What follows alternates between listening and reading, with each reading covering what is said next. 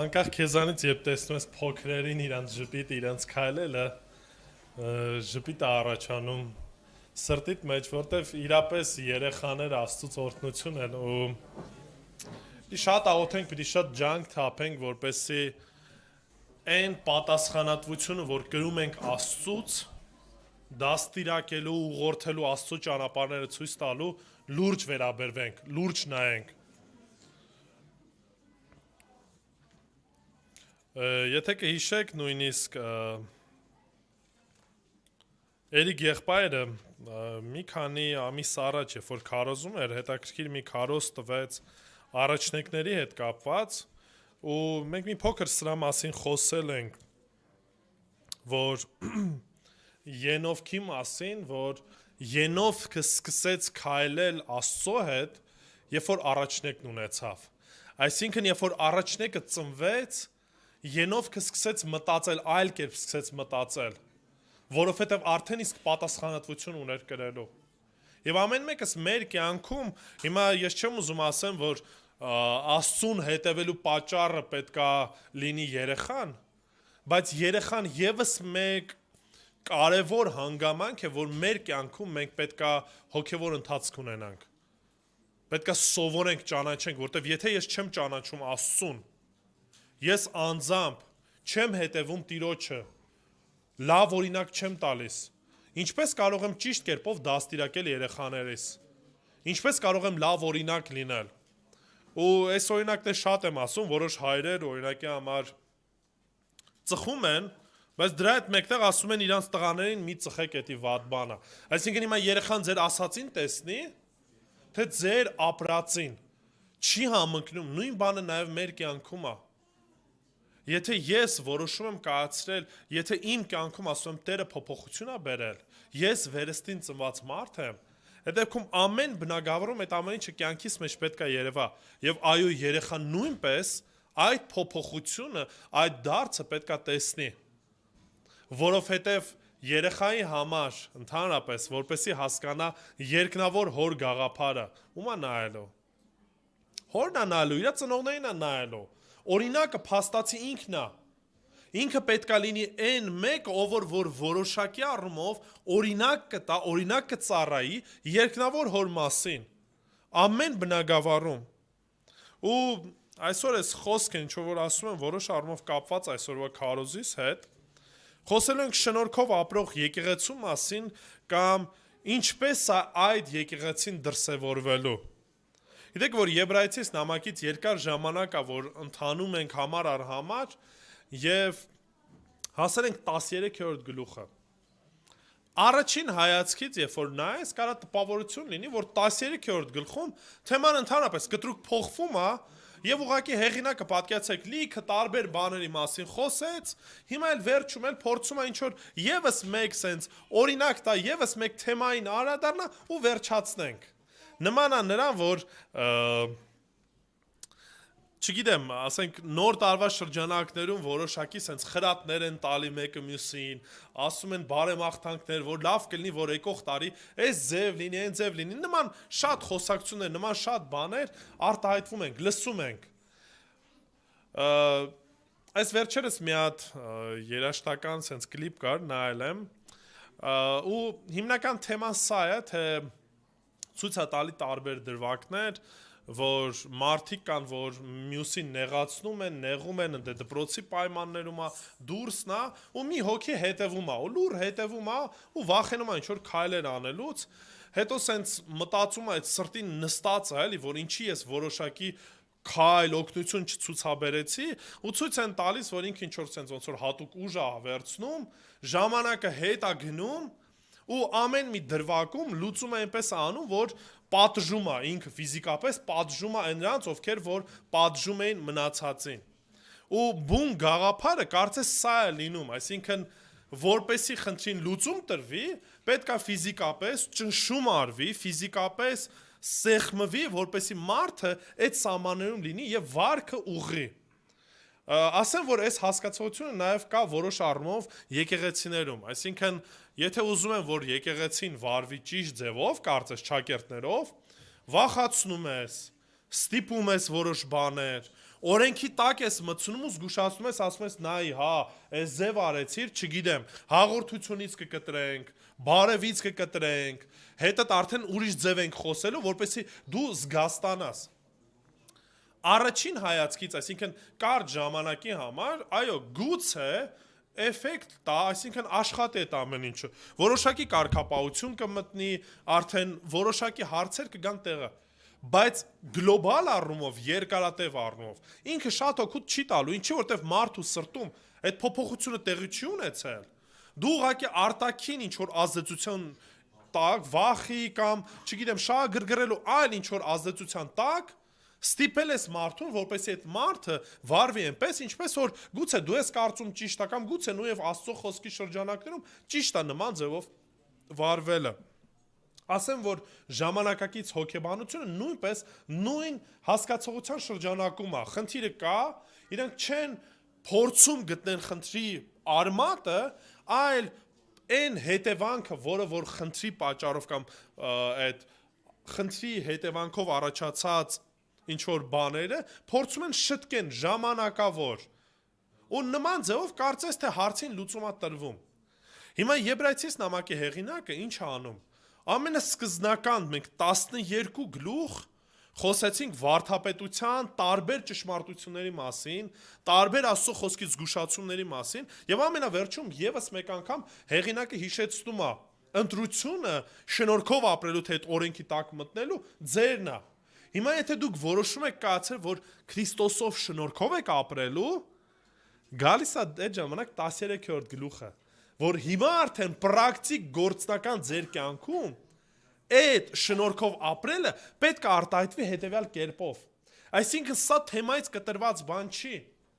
Այնպես չի, դե լավ, ուսմունքը ունենք, դե գործնականը առանձին բանը չէ, սիրելիներ։ Ուսմունքը ու գործնականը ապրելը միասին են, ձեռքի տրված են։ Դրա համար թե Պողոս Սարաքյալը ուշադրություն դարձեք նամակի մեջ սկզբնական օրինակ նույն Հռոմեացիս նամակի մեջ 12 գլուխ խոսում է վարդապետության ճշմարտության մասին։ Դրանից հետո անցնում է գործնականում թե այս ամեն ինչ որ լսեցինք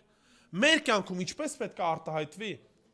Դրա համար եթե ես խոսքը չգիտեմ, այսօրվա, այսինքն քարոզս կարա որոշակի խրատներ լինի, նման լինի նրան, որ չգիտեմ, երեխան ինչ որ մի բան սխալ արեց, ասես նո, տես չանես, սենց արա, առանց բացատրելու ինչի։ Պատճառը որն է, նորից երեխային մենք տենց ճիշտ ուղղությամբ չենք դաստիարակելու, ճիշտ ուղղությամբ չենք տանելու։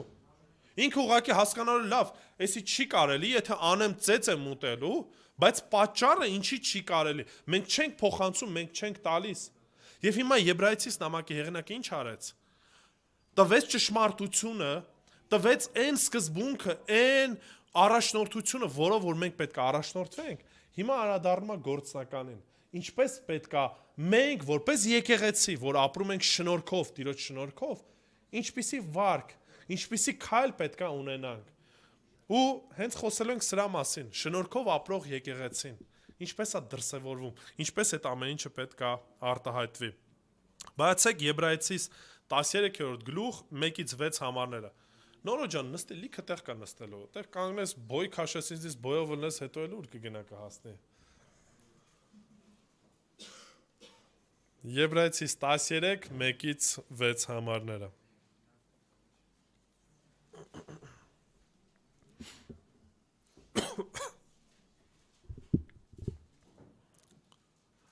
Եղբայրասիրությունը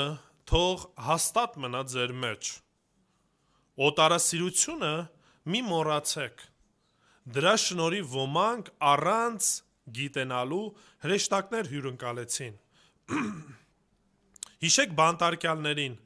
որպես թե դուք էլ նրանց հետ կապվածներ լինեք, եւ չարչարվողներին, քանի որ դուք էլ մարմնավոր եք։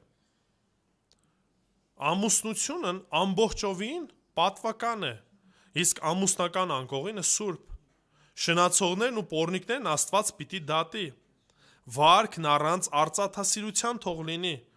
Բավարար համարեք այն, ինչ ձեռք եք բերել, որովհետև ինքն իսկ ասաց. Քեզ չեմ թողնելու ու չեմ լքելու, այնպես որ համարձակվում ենք ասել. Տերն է իմ օգնականը, եւ ես չպետք է վախենամ, մարդն ինչ ինձ կարող է անել։ Ամեն։ Եկեք աղոթենք։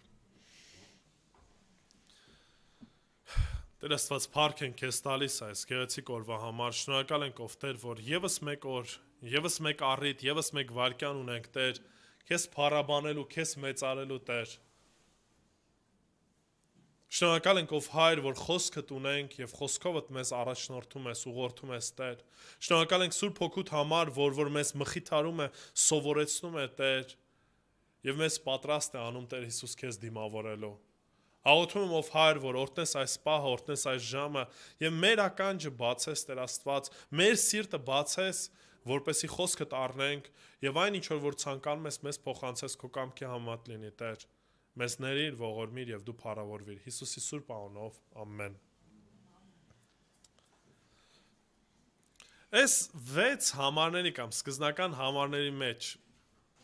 ինչ բառ եք տեսնում, որը որոշակի sense առանձնացվում է գործողության մեջ։ Ուշադրություն դարձրեք մի հատ։ Առաջին համարի մեջ, երկրորդ համարի մեջ ինչ բառ եք տեսնում, ինչ բանի է մեզ կանչում Տերը։ Սեր։ Ընդհանրապես մենք սիրո մասին շատ ենք խոսում։ Ու հենց այնպես չի իրականում։ Հենց այնպես չի Աստծո խոսքը ամեն ինչը երբ որ տանում է գործնականին, նորից եւ նորից մեզ հիշեցնում այս պարզ ճշմարտությունը։ Հիսուս Քրիստոս ինքն էլ ասեց, որ ձեզ կճանաչեն ոչ թե ձեր հագու կապով, ձեր խաչերով, չգիտեմ, ձեր խոսացածով, այլ ձեզ կճանաչեն, կիմանան, որ դուք իմ աշակերտներն եք, ինչպես։ Եթե իրար նկատմամբ սեր ունենաք, ընդհանրապես երբ որ մարդը հասկանա, թե ընդհանրապես սեր հասկացողությունն ինչ է, եւ սիրով վարվի, մնացած շատ հարցեր կլուծվեն։ Շատ հարցեր շատ ավելի պարզ կլինեն, շատ ավելի հեշտ կլինեն, որտեվ այն մեկին որ սիրում ես, թե ներում ես, թե լսում ես, թե պատրաստ ես ծառայելու, այսինքն հեշտ է այդ ամեն ինչը։ Գործնականում այդ հարաբերությունները գալիս է ճիշտ համընկամանքի վրա։ Դրա համար եթե մեկ խոսքով ընդհանրապես փորձեմ պարփակեմ ամբողջ այս քարոզս, կլինի սեր, որ ուղղակի որ այն եկեղեցին, որը որ շնորհքով է վարվում, պետք է վարվի սիրով։ Քարոզի բուն թեման սա է, դրանից հետո մի փոքր առանձնանում է, մի փոքր ավելի մանրանում է, որոշակի առանձնահատկություններ է տալիս այդ սիրո արտահայտման մեջ։ Բարեմաղթանքս կամ այդ ասած կոչը սա կլինի, որ չգիտեմ, հենց այսօրվանից սկսած, եկող տարվանից սկսած այդ սերը, այն ինչ որ Տերը մեզ իր Սուրբ Հոգով դրել է մեր սրտերում, այդ սերը գործնականում կիրառենք։ Գործնականում արտահայտվի մեր կյանքում։ Այդ սերը թե եկեղեցու նկատմամբ, թե աշխարհի նկատմամբ եւ թե Աստծո նկատմամբ։ Երբ որ մենք սկսենք այս ամեն ինչը կիրառել, հավատացնում եմ ձեզ շատ հարցեր ուղղակի կփակվեն, կվերջանա, այլևս խնդիր չի լինի։ Եվ բնական է, մարդը մեր բնությամբ, մեր էությամբ մենք այլ ձևով չենք էլ կարող վարվենք։ Դա Տիրոջ շնորհիվ է, որ մարդը կարողանում է նման ձևով վարվել։ Դա մենից ամենաառաջի բանը, որ ասում է, եթե շնորհքով եք վարվում, ուրեմն պետք է սիրով վարվենք եկեղեցու մեջ, եկեղեցու նկատմամբ։ Ուզում եմ առաջի համարը եւս մեկ անգամ կարդալ։ Եղբայրասիրությունը թող հաստատ մնա ձեր մեջ։ Եղբայրասիրություն կամ Ֆիլադելֆիա այդ բառն է օգտագործում հունարեն, որը որ շատ տեղերում հանդիպում ենք։ Սրա մասին թե խոսել է Պողոսը, թե խոսել է Պետրոս ու որոշակի հատվածներ կկարդանք, բայց սրա մասին ընդհանրապես երբ որ մտածում էի, մի անգամ եզևի մարդ կա չեք ճանաչում, Սեմա անունը, ու մի փոքր դասընթաց են անցկացնում, բաներ անում, խոսում ենք, եզևի արտահայտություն արեց, որը որ այն ժամանակ շատ չմտածեցի ու մի քիչ ականջիս սենց սուր հնչեց։ Ինքը նմանատիպ բան ասեց ինձ համար ավելի հարազատ են, ավելի սիրելի են եկեղեցու կամ հավատացյալները, քրիստոնյաները, քան թե նույն իմ հարազատ եղբայրը կամ հարազատ բարեկամներս։ Երբ որ էսի ասեց, ոնց որ ասես մի քիչ բան ես անում, ոնց քո հարազատ եղբայրն է, հարազատ ընտանիքը տա, ու ինքը ասում է ինձ համար ավելի կարևոր են իմ հոգևոր ընտանիքի ներկայացուցիչները։ Չեմ կարող ասեմ լիարժեք ազնիվ էր խոսքը այդ ասում, թե չէ, բայց երբ որ ընդհանրապես մտածում եմ այս ուղղությամբ, հասկանում եմ, որ Հիսուս ինքն էլ նման մոտեցումն ուներ։ Հասկանում եք, ու մենք այս առումով պետք է իրականում սկսենք մտածել այս ուղղությամբ։ Այո, ես չեմ ասում մոռացեք ձեր եղբայրներին, ձեր քրերին, ձեր մայրերին, սրա մասին չի խոսքը գնում։ Ուղղակի խոսքը գնում է եկեղեցու ներսում փոխհարաբերության մասին։ Այն ինչ որ տեղի է ունենում, որտեվ եթե ասում ենք, որ մեր երկնավոր Հայրն Աստված ինքն է, նշանակում է ես դիմացինիս ընդանում եմ որպես քույր կամ եղբայր։ Նորից այս տերմինները թող ես չեմ ուզում, որ ուղղակի բառեր լինեն։ Եվ այստեղ, երբ որ ասում են եղբայրասիրությունը, թող հաստատ մնա ձեր մեջ, հենց այնպես բառեր չէին։ Հիշեք այդ եկեղեցու իրավիճակը։ Որոշակի հրեականության ձգտող մի խումբ մարդիկ, ովքեր որ շնորհքի մեջ են, գուցե մարդիկ, որոնք որ չգիտեմ, պրոզելիտ էին, ավելի հեթանոսությունից էին եկել, այսինքն նման մի մասայի մեջ, նման մի շրջանակում հեղինակն ասում է, եթե Քրիստոսն է ձեր Տերը, եթե շնորհքի մեջ եք, ուրեմն ձեր մեջ, ձեր փոխհարաբերության մեջ պետք է սեր լինի։ Այլ բան չի կարա լինի։ Չես կարա տեղ չունես ասելու դե քո մաշկը էս է, դու այս ձևի պատմություն ունես, դու ստեից ես գալի։ Այսինքն այդ փոխհարաբերությունը առաջ բերում, որը որ կարևոր է մեզ համար։ Ուզում եմ Մատթեոսի ավետարանից կարդանք 12-րդ գլուխ 46-ից 50 համարները, ինչի եմ ասում, որ Հիսուս ինքը նույն այս մոտեցումն ուներ։ Ուստի շատ հստակ այդ ամեն ինչը տեսնում ենք մենք։ Մատթեոս 12 46-ից 50 համարներն եմ ուզում ընթերցենք։ Մատթեոս 12 46-ից 50։ Մինչ Հիսուսը խոսում էր ժողովրդի հետ, ահա նրա մայրը ու նրա եղբայրները կանգնել էին դրսում և ուզում էին խոսել նրա հետ։ Ընդհանրապես ասեմ, որ որոշ օրթոդոքս եկեղեցիներ այս համարները չեն սիրում։ Ինչի որտեվ ուզում են փորձեն Մարիամին սենց հատուկ կերպով սուրբ ներկայացնեն ու ասում են, որ Քրիստոսից հետո ինքը երեխաներ չի ունեցել, որևիցե տենց սովորական ընտանեկան կյանքով չի ապրել։ Այնինչ Աստծո խոսքը շատ հստակ ասում է, որ Հիսուս ուներ հարազատ եղբայրներ, նույնիսկ քույրեր։ Ամենակիչը սրա մասին խոսում է, ոստե շատ հստակ ասում է, մայրը եւ եղբայրները, իրենք փորձում են ծռեն ասեն, դե դվարուդնի եղբայրներն էին, դվարուդնի քույրերն են, բայց դա ակաժներից քաշած մեկնաբանություն է ու իմաստ չեմ տեսնում, այսինքն Աստծո խոսքը նույն էս մեր համարի մեջ շատ հստակ ասում է, որ ընտանեկան կյանքը Աստծո կողմից ընդունելի է, սուրբ է։ Եթե ես փորձում եմ այդ ուղղությունը փոխեմ, ուզում եմ որ ինչ որ մի բան ասեմ, որ ընտանեկան կյանքում ինչ որ խնդիրներ կա, որ Աստծուն ընդունելի չի։ Նման մի բան չկա։ Շատ հստակ այստեղ տեսնում ենք, որ եկել էր Հիսուսի եղբայրները ու նրա մայրը։ Ու տեսնենք ինչ է ասում։ Եվ մեկը ասաց նրան, Հիսուսին է ասում. ահա մայրդ ու եղբայրները դրսում կանգնած ուզում են խոսել քեզ հետ։ Ուշադրություն դարձրեք։ Քրիստոս ծառայություն է անում, այն ինչի համար որ կանչված է ժողովրդին քարոզում է, սովորեցնում է, գալիս են ասում են եղբայրներդ ու մայրդ դուրսը քեզ են սպասում։ Այդ թող այդ գործը գնա այնտեղ բան ունեն քեզ ասելու։ Տեսեք Հիսուս ինչ է պատասխանում։ Ով է իմ մայրը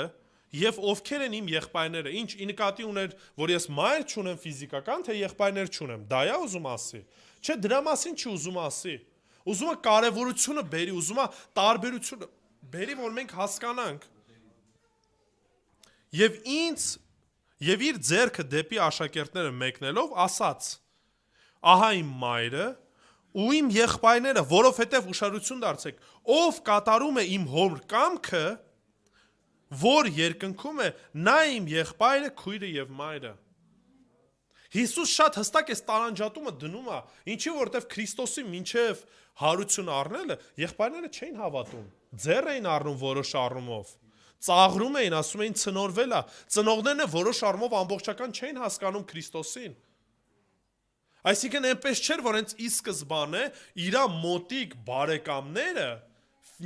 արյունակցական կապ ունեցող։ Քրիստոսին ընդունում են այնպիսին, ինչպիսին որ ինքը կար։ Դրա համար ստեղ հիշեցնում ասում է, հես են իմ եղբայրս, քույրս, մայրս, նրանք են ովքեր որ իմ հոր կամքը ինչ են անում։ Լսում են, կատարում են, հնազանդվում են։ Դրա համար եմ ասում, երբ որ ստեղ խոսքը գնում է եղբայրասիրության մասին, ես չեմ ուզում այն ուղղակի ֆորմալ բնույթ կրի։ Եղբայրս, քույրս սիրում ենք ու ասենք, չգիտեմ, այս պատերի շրջանակում է ու դրանից այնքան ուրիշ ոչ մի բան չկա։ Շատ անգամներ նույնիսկ այդ եղբայր քույր տերմինը ոչ թե այդքան սիրելու համար են ասում, այլ հակառակը ցույց տալու, որ ինչ որ խնդիր ունեմ։ Բարև եղբայր ջան, էլի, սենց մի կերպ է ասում։ Այդ եղբայրն որպես տերմին է կպցնում։ Ես չեմ ուզում, որ մեր հարաբերությունների մեջ նման իրավիճակ լինի։ Ես չեմ ուզում, որ մենք որպես քրիստոնյաներ մտածենք ուղղակի աշխարհիկների նման։ Ով ինձ ինչ որ բան լավ արեց, ես էլ իրան այդ ձև ընդունում եմ։ Եթե մեկը հանկարծ իմ ուզածով, իմ ցանկացածով ինձ հետ չվարվեց, ես էլ իր այդ նման ձևով եմ վարվելու։ Հասկանում եք, էսի աշխարհային մտածելակերպն է։ Դրա համար այստեղ ասում, որ եթե ճշմարտությունը գիտեք, որ իմ եղբայրասիրությունը ամուր պահեք, թող ձեր մեջ ամուր լինի, շատ հստակ այդ ամեն ինչը երևա, հաստատ մնա, չերերա, չկասկածեք, չասեք դե ինքը մի քիչ կիսատ հոգևոր է կամ կիսատ մարդ է, ինքը երկրորդական է, ախր դե իրանից ինչ սպասեմ, հասկանում եք, այս մոտեցումը չի կարա լինի։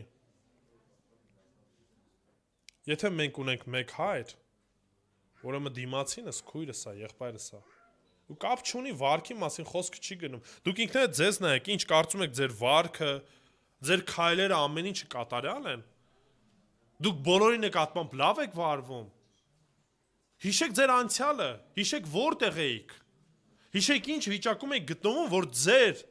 այդ մեռած մեղավոր վիճակում Տերը ողորմած գտնվեց ձեր նկատմամբ։ Եթե դուք կարծում եք դուք ամենալավն էիք, ուղղակի այդ լավերի միջից Աստված ձեզ ընտրել է, հիմա դուք ուզում եք ինչ որ մնացածից տարբերվեք, տենց չէ։ Կամ եթե կարծում եք ամենախելացին եք, ամենաիմաստուն եք, դա էլ ձեզանից չի։ Այդ իմաստությունը, այդ խոսքի բացահայտումը, այն կարիքներն ու այն տաղանդներն ու շնորհները, որ մարդն ունի, ումից է գալիս։ Աստծուց է գալիս։ Ուրիշ բան չկա։ Մարդը ստեղ ընդհանրապես, եթե վերցնում եմ զուտ մարդը հպարտանու տեղ չունի։ Դրա համար շատ հստակ ասում, մի կարծեք, որ փրկությունը գործերով է, որ որից է մեկը պարծենալու տեղ չունենա։ Դե եթե պարծենալու բան չունեմ, ուրեմն կընդունեմ եղբորս էլ, քրոջս էլ, իր տկարություններով, իր մեղքերով։ Ես նորից եմ ասում, սա այն չի, որ մեղքի մեջ իրան որոշ առումով չեմ հանդիմանի, որպեսզի իրան չուղղեմ։ Սրա մասին չի խոսքը գնում, որտեվ այդ հանդիմանությունը, այդ օգնելը նույնպես սիրուց դրդված է լինելու։ Ինչպես որ երբ որ սիրում ես երեխայիդ, խրատում ես, խոսել ենք սրա մասին։ Եթե դիմացին ինձ հարազատ է, այո, որոշ առումներով Աստծո խոսքի համեմատ իրան փորձել եմ ուղղություն տամ, նորից սիրելով, ոչ թե իմ անձը բարձրացնելով, այլ փորձել եմ իրան օգնեմ։ Հռոմեացիս 12:10 նույն բանը ասում է Պողոս Առաքյալը։ Եղբայրասիրության մեջ միմյանց նկատմամբ գթասիրտ եղեք։ Պատվելու մեջ միմյանց գերազանցեք, ուշադրություն դարձնեք բառերին։ Եղբայրասիրության մեջ միմյանց նկատմամբ գթասիրտ եղեք։ Մի ամեն ինչի մեջ ես միանգամից են չոր օրենքով արժանի ես, արժանի չես, մի մեծև վարվեք, գթասիրտ եղեք, ողորմած եղեք։ Հիշեք Տերը ձեզ նկատմամբ ինչ է արվել, ոնց է վարվել։ Ու դրանից հետո ինչ է ասում։ Պատվելու մեջ, իրար բարձրացնելու մեջ, մրցեք, մեկդ մյուսին փորձեք բարձրացնեք։ Դրա համար երբ որ Հովանես Մկրտիչը կասկածել էր, չգիտեմ երկմտել էր, Հիսուս չտրորեց, չասեց, ասեց եկել եք տեստեք ինչ, բանը, այդ որ եղեգը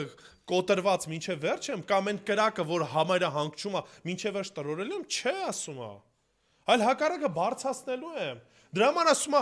իրա նման մարգարե դեռևս չկա իրա նման մեծը։ Չի եղել։ Ինչի ինչ անում, բարձրացնում է։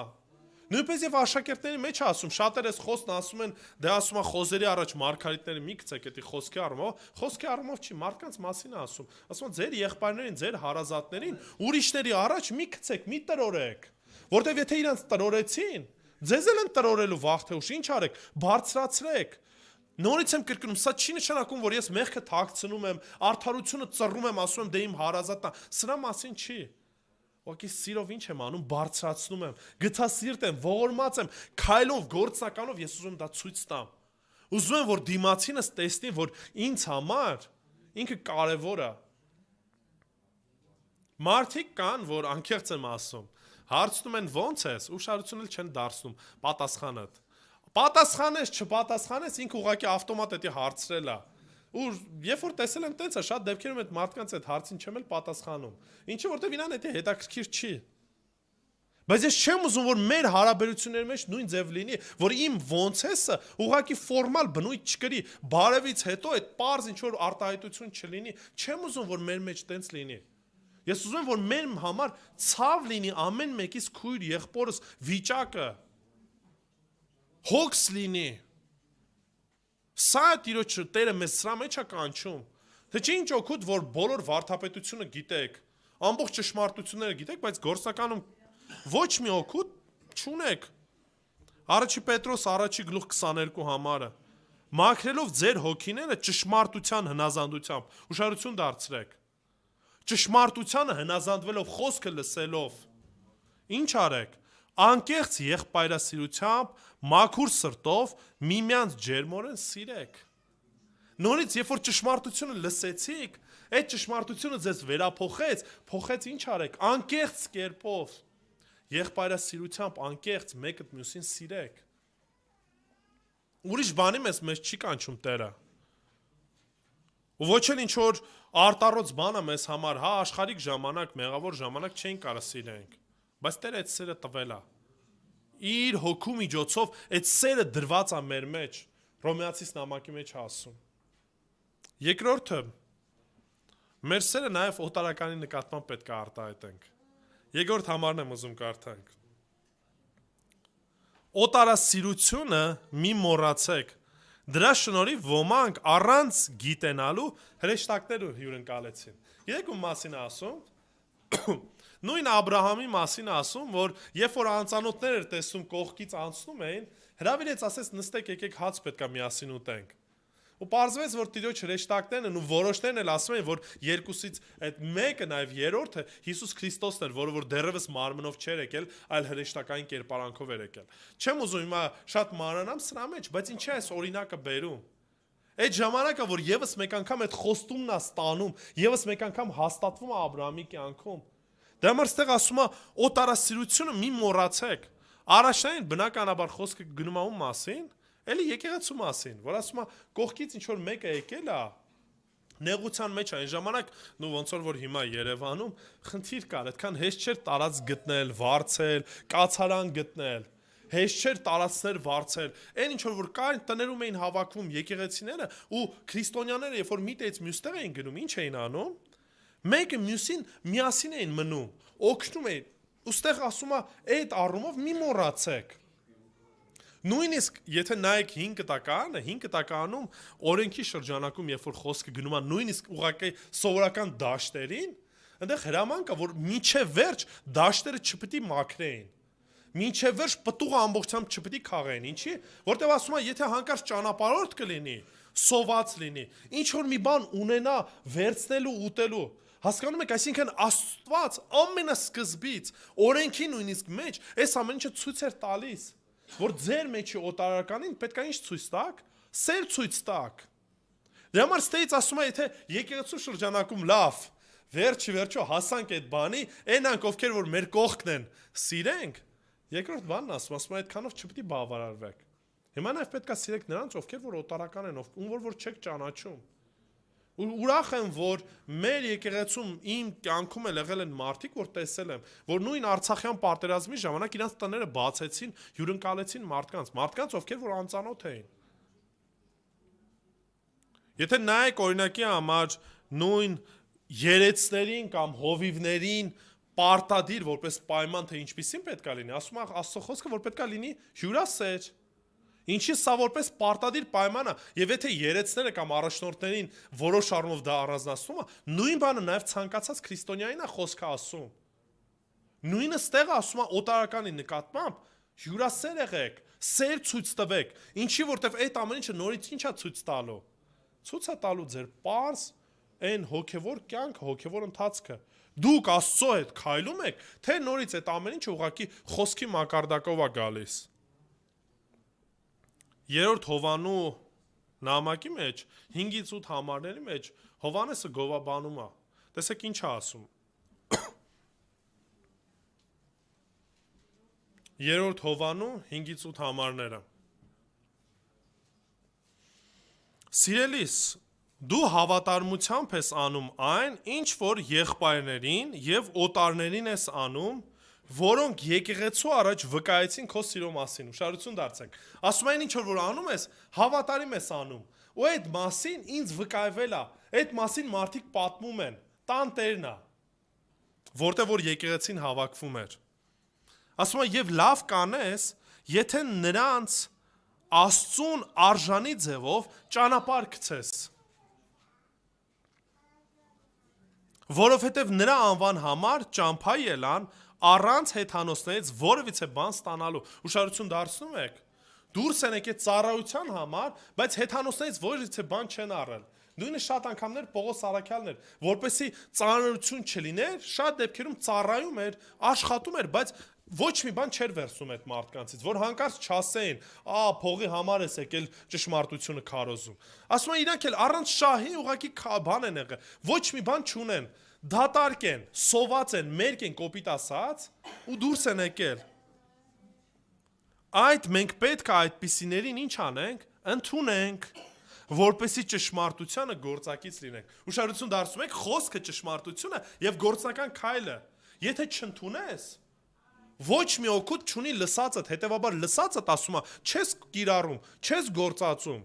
Օրինակն է բերում ասում է, որ իրանք Աստծո կողմից ծառայում են, հեթանոսների կողմից ոչ մի բան չեն վերցրել, բայց ճիշտ պետք է անես, ընդունես ու գիտեմ, որ անում ես։ Դրա մասին վկայվել է, սիրո մասին ցույց է տրվել, վկայվել է։ Անձամբ իմ օրինակից եմ ուզում ասեմ, հիմա մեր Էդո եղբայրն է ստեղ։ Առիթ էր լինում, երբ որ տարբեր եկեղեցիներն էինք այցելում, մարդիկ այն, որոնք որ ես չէի ճանաչում, բայց մեզ հյուրընկալում էին ինձ, Արսեն եղբորը, ու շնորհակալ եմ այդ եղբայրների համար, որ եկեղեցին ընդունում էր, հոգ էր տանում մեզ, որ մենք իրանք անծանոթ ենք։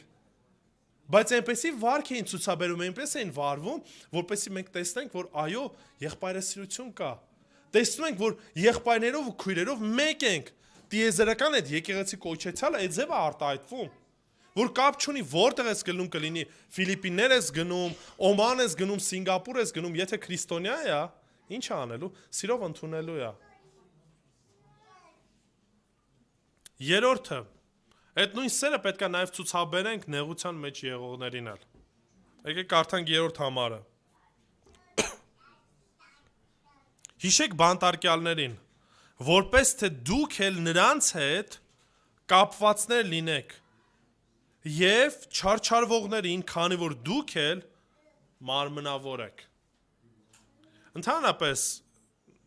եթե հիշեք այս նույն Թեսաղոնիկեցիս նամակի մեջ դրա մասին խոսում ու այն շրջանը, ընդհանրապես եկեղեցու շրջանը բավականին հալածանքի տակ էր գտնվում։ Ասեմ, որ նույն այս եբրայեցիներն էլ նույնպես հալածանքի նեղության տակ էին։ Ինչի, որտեվ երբ որ դու կտրվում ես քո այն օրենքից, գնում ես ճշմարտության մեջ, մնացած հрьяաները չեն ընդունելու։ Կարծելու են, որ դու դավաճանեցիր իրենց կրոնը, իրենց հավատամքը, եւ դա անկախ դրանից ինչ անելու, ճշումը առաջացնելու։ Երկրորդ բանը, որը որ նաեւ լինում էր, այդ հрьяաները հրահրում էին կառավարությանը, որպեսզի քրիստոնյաներն ինչ անեն, բանտարկեն։ Նույն Պողոս Արաքյալը բանտարկվեց 2 անգամ եւ վերջիվերջո սպանեցին։ Գործք առաքելոցում տեսեք, թե ինչքան տանջվեցին աշակերտները։ Հենց հարությունից հետո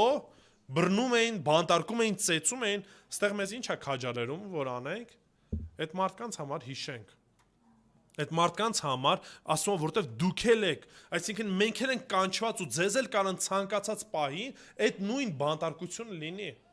Հիմա ճիշտ է, Քրիստոսը քարոզելու համար մեր երկրում որոշ առումով ազատություն է, բայց շատ երկրներում այդ նույն վտանգը կա։ Լսում ենք նույն Պարսկաստանում, թե ինչքան մարդիկ, ովքեր որ եկան ստեղ, հավատ դրսևորեցին, մկրտվեցին, հետո Պարսկաստանում բացահայտվել էր ու իրանց ձերբակալել էին։ ասեմ ոչ միայն վտանգը սպառնում, ոչ միայն իրանց, այլ նաև իրենց ընտանիքներին նույնպես։ Սա իրականությունն է որոշ մարդկանց մոտ, եւ մենք էլ այդ մարդկանց համար աղոթող պետք է լինենք։ Այդ մարդիկ չպիտի զգան, որ իրանք մենակ են, նույնպես եւ հիմա, եթե որևիցե մեկը մեր շրջանակում նեղություն է կրում, ավետանի քարոզի համար եմ ասում, չեմ ասում մեկը գնացել է հանցագործություն արել, բանտ է նստել, հա, նորից չպիտի մոռանանք, բայց այնուամենայնիվ տարբերություն կա։ Ստեղ երբ որ խոսքը գնում է Քրիստոսի համար հալածվողների մասին, ավետանի համար բանտարկվածների մասին, որ մենք պետք է հոգ տանենք։ Պողոս առաքյալը ցավալի է, բայց այս խոսքն է ասում։ Երբ որ բանտարկված է, ասում է, ինչ բոլորը ինչ արեցին, լքեցին, թողեցին։ Մենակ էր, այդ մենակությունը զգում էր այն Պողոս առաքյալը, որ այդքան եկեղեցի էր հիմնել, այդքան փրկության մարդկանց առիթ էր դարձրել Տերը։ Պահա գալի, որ բանտարկված ժամանակ ասում է, բոլորը ինձ լքեցին։ Մենակ եմ մնացել։ Ու սա ցավալի է։ Ու շատ դեպքերում նույն կարգավիճակում կարան լինեն եկեղեցում մարդիկ, նեղության մեջ լինեն, դժվարության մեջ լինեն, բայց այդ դրա մեջ լինելով իրենց զգան միայնակ, կտրված։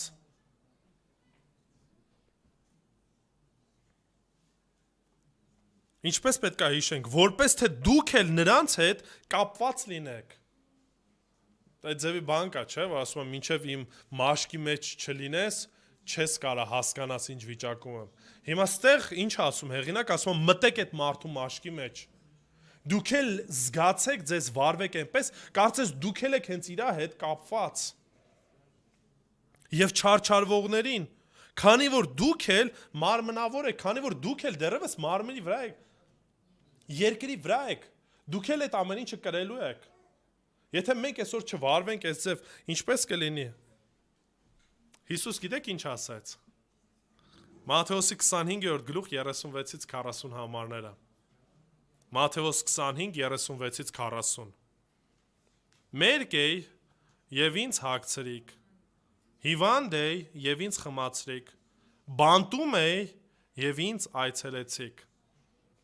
Այդ ժամանակ արդարները նրան կպատասխանեն ու կասեն. Տեր, երբ քեզ քաղցած տեսանք եւ կերակրեցինք, կամ ծարավ ու խմելու բան տվեցինք, երբ քեզ օտար տեսանք ու մեզ մոտ ընդունեցինք, ուշադրություն դարձնում եք, օտարականի թեման էլ կա, նույնն է, կամ մերկ եւ հագցրինք, երբ քեզ հիվանդ տեսանք, կամ բանտում քեզ այցելեցինք, երբ եղավ այդ ամեն ինչը, երբ այդ ամեն ինչը տեղի ունեցել։ Եվ թագավորը պատասխանեց ու նրանց կասի. ճշմարիտ եմ ասում ձեզ,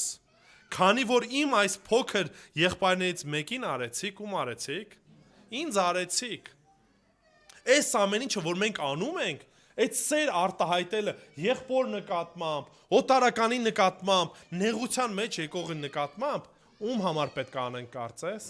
Քրիստոսի համար պետք է անենք։ Այս դեպքում լավագույնն ենք անելու։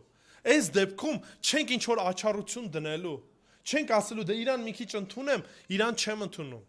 Հասկանում եք, այս մոտեցումն ասում, որ ինչ որ անում եք, Քրիստոսի համար եք անում։ Հետևաբար ինչ որ չեք անում, ում չեք անում, մարդուն չեք անում, Աստծուն չեք անում, Քրիստոսին չեք անում։ Այլ տարբերակ չկա, ծառայում եք, ծառայեք Տիրոջը, ոչ թե մարդկանց։ Դրա համար անընդհատ այս նույն բանը կրկնում եմ, սիրելի ծառայողներ, սիրելի եկեղեցի, ինչ որ անում եք, մի ակնկալեք մարդկանցից այդ վարձատրությունը։ Արեք Տիրոջ համար, արեք լավագույնը, մնացածը մարդը կտեսնի, չի տեսնի։ Դա իր պատասխանատվության շրջանակն է։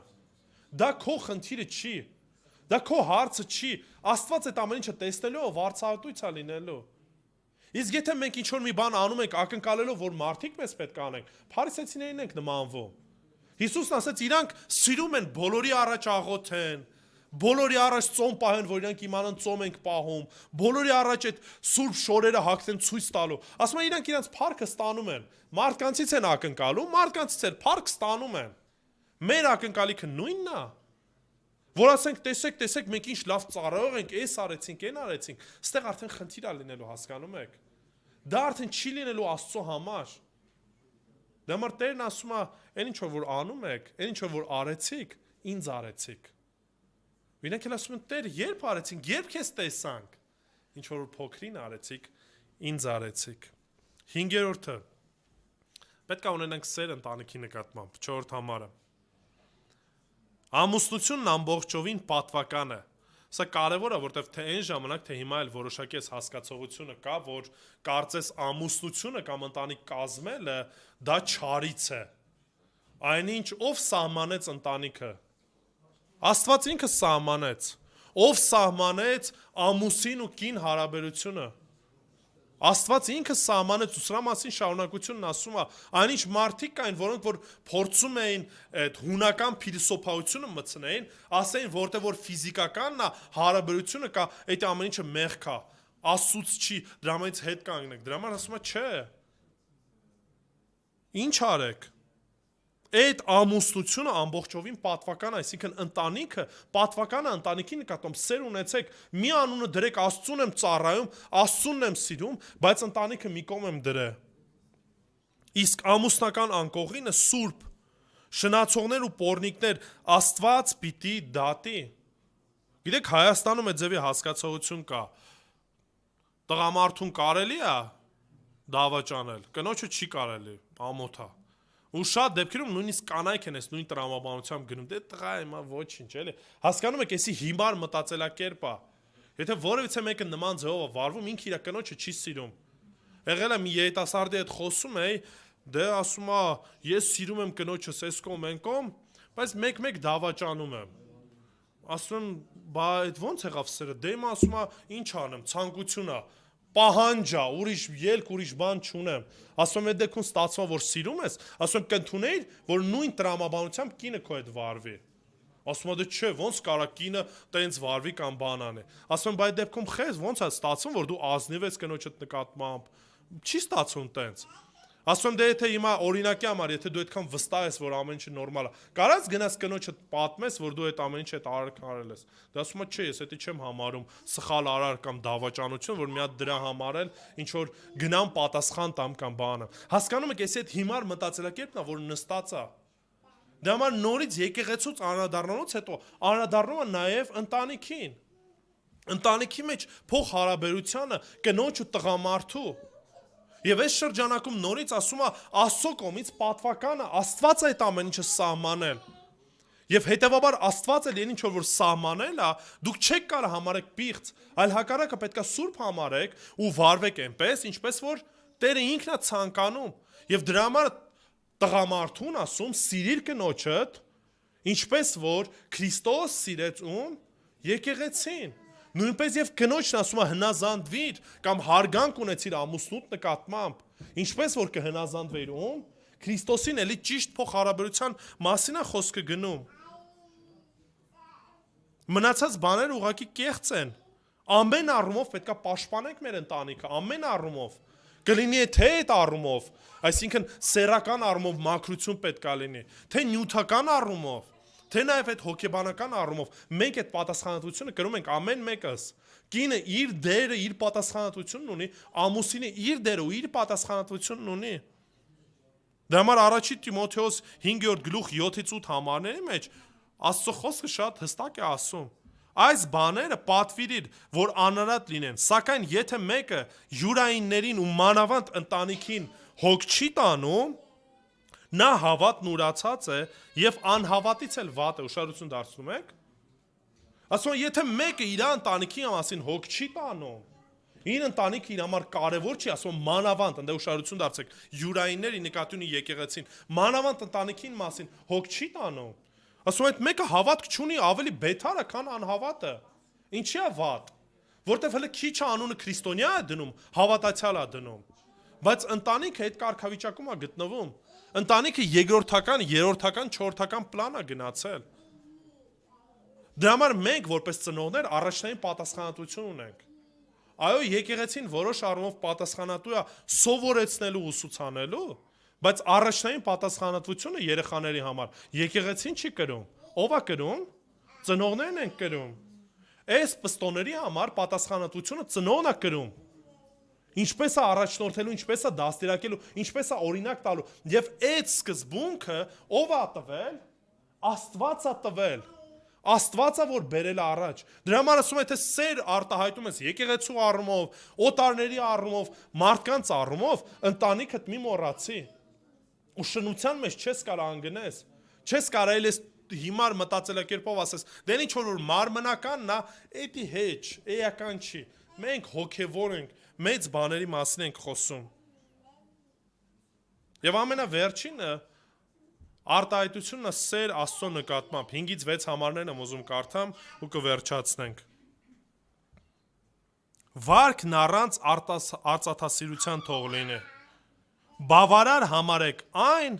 ինչ ձեռք եք բերել, որովհետև ինքն իր իսկ ասաց. քեզ չեմ թողնելու ու չեմ լքելու, այնպես որ համարձակվում ենք ասել. Տերն է իմ օգնականը եւ ես չպետք է վախենամ, մարդն ինձ ինչ կարող է անել։ Գիտեք, գլոբալ առումով էլի խոսում է արծաթասիրությունից, բայց հակառակն ասում է արծաթասիրությունից ինչ արեք, հետ գնացեք ու դա կարևոր բառ ասում, ուշադրություն դարձրեցիք, ինչպիսի վարք, ինչպես պետք է մենք վարվենք, բավարարվենք։ Լինել բավարարված նշանակում է սիրել Աստծուն, ընդունել Աստծուն այնպիսին, ինչպիսին որ կա, ընդունել Քրիստոսին ու ասել, որ Քրիստոս ինձ համար ինչ է, բավարար է։ Դրա համար այս ամեն ինչի նորից որպես վերջում, ինչ է ասում, ասում է թող Տերը ձեզ համար բավարար լինի։ Թող Աստված ձեզ համար բավարար լինի։ Մի ինգեք արծաթասիրությանը հետևից, մի ինգեք այս բաներին ասեք, ինչ որ մի բան պակաս է, էլի եմ ուզում, մի բան էլ ավելացրեք։ Թող Քրիստոս ձեզ համար բավարար լինի։ Եթե Քրիստոս բավարար չի,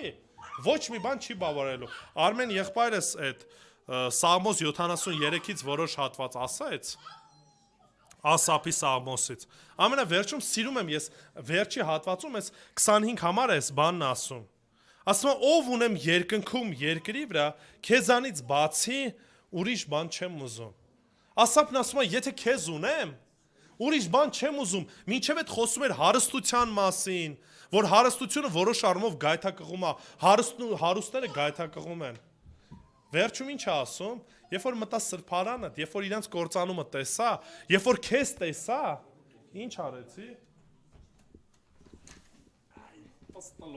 Ինչ է դե ուզում։ Ասում է, երբ որ Տիրոջը տեսա, երբ որ Աստծուն տեսա, բավարար է, երկնքում իրան ունեմ, վերջ բավարար է, ուրիշ բանի կարիք չունեմ։ Իրան ունեմ, այդքանը հերիք է ինձ համար։ Նույն բանը մենք պետք է վարվենք։ Աստծուն սիրելը սա է նշանակում, ուրիշ ձև չեք կարող Աստծուն սիրեք։ Եթե ասեք Քրիստոս պլյուս ինչ որ մի բան, Քրիստոս պլյուս առողջություն, Քրիստոս պլյուս մեքենա, Քրիստոս պլյուս տուն, Քրիստոս պլյուս ինչ որ մի բան, արդեն դա ուրիշ ավետարանն է, Քրիստոսի հետ կապ չունի։ Քրիստոսի մեջ մենք բավարար պետք է լինենք։ Դրա համար Մատթեոսի ավետարանում կարդում ենք 6-րդ գլուխ 31-ից 34 համարները, որը մի մտահոգվեք ասելով ինչ ենք ուտելու, կամ ինչ ենք խմելու, կամ ինչ ենք հագնելու, որովհետև այդ ամենը հեթանոսներն են փնտրում, որովհետև ձեր երկնավոր Հայրը գիտի, որ դուք այդ ամենի կարիքն ունեք։ Նորից հայացքը ինչ անում, ասում մի ուշադրություն դարձեք այդ արծաթասիրությանը, մի ուշադրություն դարձեք այդ նյութականին։ Ձեր հայացքը ուր ուղեք։ Հորը, Հայրը գիտի այդ ամեն ինչը։ Դուք նախ ինչ արեք, նորից Աստծո արքայությունը փնտրեք, իր կամքը փնտրեք։ Առաջնային թող դա ձեզ համար լինի, առաջնային կարևորը այդ Աստված լինի։ Մնացած բաները Տերը ինչ կանի, կտա։ Դե համար ստեղ ասում, Աստված ձեր կարիքները գիտի, որում ինչ պետք է անենք։ Գործնականում պետք է սեր արտահայտենք մեկս մյուսի նկատմամբ որպես եկեղեցի։ Նույն այդ պետք է շոշափելի լինի, պետք է կենթանի լինի։ Պետք է բառերի մակարդակից, խոսքերի մակարդակից դուրս գա։ Ավելավ այդ արտահայտությունը չանեք, բայց գործնականում այդ ամեն ինչը ցույց տաք։ Երկրորդը պետք է հյուրասեր լինենք։ Մեկս մյուսի նկատմամբ, օտարականների նկատմամբ, երբ որ առիթ է լինում ինչ որ կերպով ուրիշին ծառայելու, արեք ինչպես որ կանեք Քրիստոսին։ Որտեվ չգիտեք թե այդ անելով Տերը ինչ օրհնություն է պատրաստել։ Հիշեք նեղության մեջ գտնվողներին, մի ասեք, դե ինքն է անգել դրա մեջ, ինձ հետ կապ չունի։ Ռուսները այդ արտահայտությունն են, չէ՞։ Մայա խատա սկրայու, իմ տունս անկյունից է, այսինքն իրանց հետ գործ չունեմ։ Մի է ձևի մտածեք, որ դե իրանք տենց են, մենք իրանց հետ գործ չունենք։ Մենք պետք է ուշադրություն դարձնենք, թե այն դիմացինից ցավը իմ ցավն էլ պետք է լինի։ Մեր ընտանիքը առաջնային մեզ համար այն պատասխանատվության շրջանակն է, որի մեջ մեզ Տերը կանչել է։ Դրա համար այո, ընտանիքը սիրել նշանակում է սիրել Աստծուն ու լավագույն օրինակը տալ ամեն առումով։ Կլինի նյութական առումով, ուսուցման առումով, սեռական առումով, ամեն առումներով ես պետք է այդ լավագույն օրինակը լինեմ ընտանիքիս մեջ։ Հիշելով մի բան, որ ընտանիքի մեջ սեռական հարաբերությունը ընդունելի է Աստծուն։ Ընտանիքից դուրս ցանկացած սեռական արտահայտություն Աստծո կողմից մեղք է համարվում։ Սա շատ հստակ պետք է հասկանանք։ Եվ ամենավերջինը պետք է բավարարվենք, Քրիստոս մեզ համար բավարար պետք է լինի։ Եթե ասում Տիրոջը սիրում եմ, Տերը ինձ համար առաջնայինը կարևորն է, դա նորից պետք է ինչ լինի, հստակ երևա իմ կյանքում։ Ու այդ ժամանակ, ինչպես որ Սաղմոս 2-ն ասում, ես էլ կկարողանամ այս խոսքերն ասեմ։ Տերն է իմ օգնականը, եւ ես չպետք է վախենամ։ Մարդն ինձ ինչ կարող է անել։ Եկեք աղոթենք։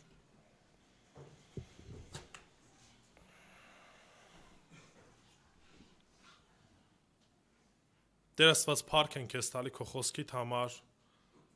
քո ողորմած գթած լինելու Տեր։ Դու մեզ ոչ միայն ցույց տվեցիր ճանապարհը, ինչպես որ պետք է ապրենք, այլ նաև օրինակը տվեցիր որդուդ միջոցով, Տեր։ Այդ փափագը, այդ կարողությունը, այդ ցանկությունը դու ես, որ մեր մեջ առաջացնում ես, եւ աղոթում եմ, որ Տեր այցելես ամեն մեկ այստեղ գտնվողին, Տեր։ Որ իրապես փափագենք սերը ցույց տալ աշխարհով մեկ, Տեր։ Որ չլինի կեղծ, չլինի ինչ որ շինծու, այլ քեզանից բխի, Տեր։ Որ լինի մնայուն, հաստատուն, որ քո կողմից ընդունելի լինի եւ այն որպես պտուղ ընդունվի քո կողմից, Տեր։ Աղոթում որ ներես ամեն մեկից, որտեվ ամեն մեկս էլ տկար ենք, ամեն մեկս էլ մեղավոր ենք, ամեն մեկս էլ շատ դեպքերում չենք վարվում այնպես, ինչպես որ քո կամքն է, Տեր։ Եթե դեռ քեզ չենք ճանաչում, դեռ քոնը չենք, Տեր, դեռ չենք ապաշխարել, այցելություն արա մեզ ու ողորմիր։ Եթե կա մեր մեջ ինչ-որ մեկը, որ դեռևս Քրիստոսին չի ճանաչում, չգիտի, այսօր կարող ես այդ նույն Քրիստոսին գալ խոնարհությամբ ու խնդրել, որպեսզի Տերը ների կյանքը, ների մեղքերդ ու քեզ կյանք տա։ Ուղղակի աղոթելով, որ Տեր Հիսուս ներիր, որտեվ մեղավոր եմ։ Ներիր, որ այսքան ժամանակ ապրել եմ առանց կամքդ կատարելու։ Օգնի, որ ամեն իրավիճակներում, Տեր, փնտրեմ քո կամքը եւ քեզ փառավորեմ։ Հիսուսի սուրբ անունով, ամեն։